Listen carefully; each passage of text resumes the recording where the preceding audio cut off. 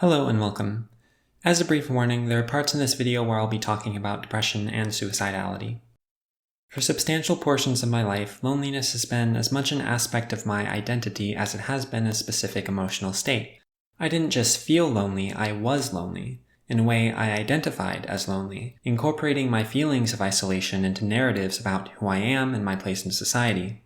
It makes sense that someone who feels isolated might seek to explain and contextualize their isolation in order to better cope with it. In this video, I'd like to describe and compare several distinct narratives of isolation on offer in today's culture. In doing so, I intend to argue that there exist alternative conceptualizations of isolation, which we as a culture have in large part neglected to adequately explore. Let us begin with a pair of theories which I perceive as the two dominant isolation narratives in contemporary American culture. The first is the narrative of the errant self, which posits that people experience loneliness and isolation because they are somehow flawed, either possessing traits which drive others away, or lacking traits which attract them. This narrative holds individuals responsible for their own isolation, and suggests that the path to building secure attachments involves attempting to modify the self to conform more closely with societal expectations. The second narrative is that of the errant other, which instead places the blame for an individual's isolation on the people and social systems which failed to adequately include and accommodate them. It holds that the isolated individual doesn't need to change, they need to find and immerse themselves in groups which are more accepting of them. They may even seek to enact social change. Both of these views hold that the root cause of isolation is difference. They differ only in their prescriptions for what an isolated individual ought to do. Here I think there's value in distinguishing between two varieties of prescription which culture often groups together. I'll call them the moral ought and the skillful ought. The moral ought refers to prescriptions made on the basis of some moral or ethical theory. The skillful ought, on the other hand, refers to prescriptions which are conditional on a particular set of goals or desires. This sort of prescription can be expressed as a conditional statement and is common in the context of games. In a game of StarCraft, you should scout your opponent to learn what they're doing. Implicit in this statement is the condition that your goal is to win the game. If you want to win, then you ought to do this. I don't think that the ought in this statement is truly a moral one. In my worldview, there isn't necessarily anything wrong with employing suboptimal strategies in a game played for fun. The errant self-narrative says that an isolated person ought to modify themselves in order to better fit in. In my view, this usage of ought could be moral, skillful, or both depending on the context. It might be taken to mean that if the person wants to feel less isolated, then they should pursue self-change. But it could also be taken to mean that there's something morally wrong with the person's current identity or behavior. It's this second interpretation of the narrative that, when internalized, tends to produce greater feelings of guilt or shame. If the moral judgment is correct, then that guilt might serve a socially useful function, motivating an individual to confront the consequences of their beliefs and actions, adjust them accordingly, and find greater social acceptance. However, if the moral judgment is incorrect, or if the individual's relevant isolating differences are difficult or impossible to change, then that shame may fail to serve any utilitarian purpose. Personally, I believe that an act or trait should be morally evaluated based on the effects it can be expected to have on the distribution of positive and negative mental states among conscious beings. In short, I ask the question, overall, does this act or trait cause harm? If the answer is no, then I don't think that the act or trait is morally wrong. On the internet, there seem to be a lot of isolated people experiencing shame and developing intricate narratives, both of the errant self and errant others, in order to contextualize and cope with that shame. Let's consider some examples. It's common for members of gender and sexual minorities growing up in unaccepting communities to feel isolated, and to be conditioned to believe that there's something wrong with their gender identity or sexuality, which ought to either be changed or concealed. This is a clear example of an errant self-narrative. It is now widely understood, at least among those informed on the topic, that stigma against LGBTQ+ people causes tremendous harm in exchange for little to no demonstrable societal benefit. The question of skillfulness may be considered separately. Regardless of its moral truth value, this sort of errant self-narrative can sometimes serve as a survival mechanism for existing in an environment where being openly queer would be dangerous. However, that safety comes at a psychological cost. In order to evaluate the skillfulness of such a narrative, it would be necessary to weigh these positive and negative effects. Over time, and with exposure to more accepting social spaces, it's common for this errant self-narrative to be replaced by an errant other narrative, which places the blame for the queer individual's isolation on the unfair norms and expectations of society. This can motivate a process of pursuing self-discovery and acceptance, seeking immersion in queer-positive communities, and sometimes even working towards broader social change. In this example, the queer person's isolation narrative evolves in a way which is both adaptive in that it helps them to find social spaces to exist in, and socially useful in that it leads them to challenge harmful aspects of culture. Of course, isolation narratives don't always evolve in the direction of greater personal and social utility. There's a tremendous amount of social messaging telling young people, perhaps especially young men, that there is something shameful about not having had a sufficient number of romantic and sexual relationships by the time they reach an arbitrary age. In my moral universe, this isn't particularly complicated. The mere act of not being in a romantic or sexual relationship doesn't cause others harm and therefore is not morally wrong, and does not justify shaming. This unnecessary stigma affects a variety of groups. Some people have difficulty dating because they struggle with things like trauma, depression, social anxiety, or other mental illness. Some people are asexual or aromantic and lack the desire to seek out sexual or romantic partners. Some people just feel comfortable venturing into the world of dating later than others, and there's nothing intrinsically wrong with that. There are countless reasons why people might have prolonged periods of feeling romantically awkward, inept, hopeless, or otherwise troubled. Sometimes, though, the narratives people gravitate towards in order to explain such experiences come to make up a substantial portion of their identities. Some of the most striking examples are the isolation narratives promulgated by internet communities like the incels. They seem to focus on two key narratives. First, an errant self-narrative that their feelings of isolation stem from immutable physical characteristics that make them less desirable to others, and so there's really nothing they can do to address the root causes of their isolation.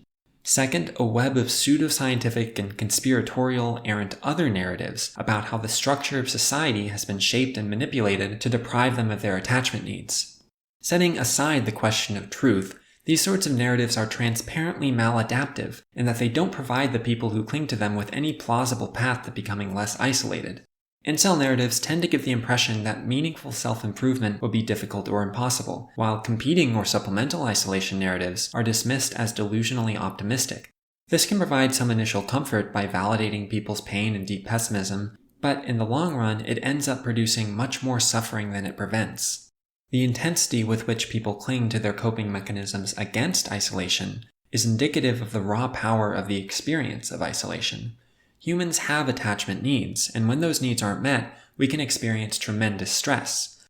I myself spent the majority of my life trapped in various stages of a cycle of isolation by maladaptive errant self-narratives. I believed that there was something wrong with me at the fundamental level that would make it unlikely that I would ever be able to form deep and genuine relationships with others, romantic or otherwise. It's hard for me to say exactly why this narrative took hold of my life the way it did, because there are so many interconnected factors to consider. I grew up in a relatively conservative environment, replete with the enforcement of gender norms which I would never have been able to live up to. I was a quiet and sensitive child by nature, and avoidance was my primary strategy for coping with stressors. By avoiding social contact with those who might make me feel afraid or insecure, I was able to feel safe. I had one or two close friends who I felt I could trust, but I spent the vast majority of my free time either watching television or playing video games.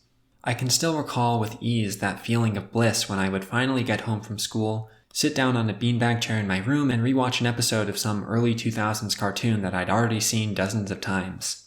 I rationalized my escapism to myself by conjuring up all sorts of errant other narratives about how the other kids just weren't blessed with the refined taste for art and science that I had. I was 100% that kid who read the dictionary to find long words to awkwardly shoehorn into my speech in order to bolster my rickety bulwark of intellectual superiority against the encroachment of reality. As I aged, the underlying feelings of alienation remained, but the narratives that contextualized those feelings became more complicated. By the time I was in middle school, my amorphous blob of insecurity started to take more definite shape. I'd internalized the message, communicated in myriad ways both gross and subtle, that I was too emotional, too sensitive, too timid, not sufficiently tough. In response, I developed a sort of faux personality that I could deploy in order to give the appearance of being less vulnerable than I felt inside. I sought to reconstruct myself as a cynical, imperturbable stoic with no need for emotional expression or companionship. I remember deliberately imagining the most disturbing things that I could think of in order to try to inoculate myself against negative emotions. My highest goal was to go to university, become a scientist, and live a likely solitary life of study. I convinced myself that I was somehow above the need for close bonds with others, when in reality I was absolutely desperate for social environments where I could genuinely feel safe and accepted. From when that idea took hold, roughly ages 10 to 13, it would take almost a full decade for me to really start deconstructing the web of maladaptive narratives. I don't think it's a coincidence that around the time this web took hold, I had the first persistent depressive episode that I can remember, and my first experiences with suicidal ideation. In the process of attempting to make myself less vulnerable, I dulled my awareness of my emotions altogether. Sometimes errant self-isolation narratives can become self-fulfilling prophecies. By the time I was independent enough to seek out social circles where it would have been safe for me to let my guard down and be myself, I lacked any clear conception of who I genuinely was.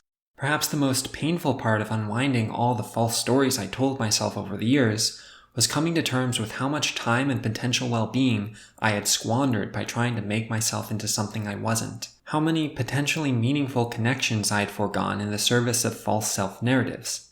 When you've spent the better part of a decade believing that you are incapable of being loved for who you are, it's all too easy to surrender to inertia and keep on clinging to distractions rather than admitting that you have a problem and need help.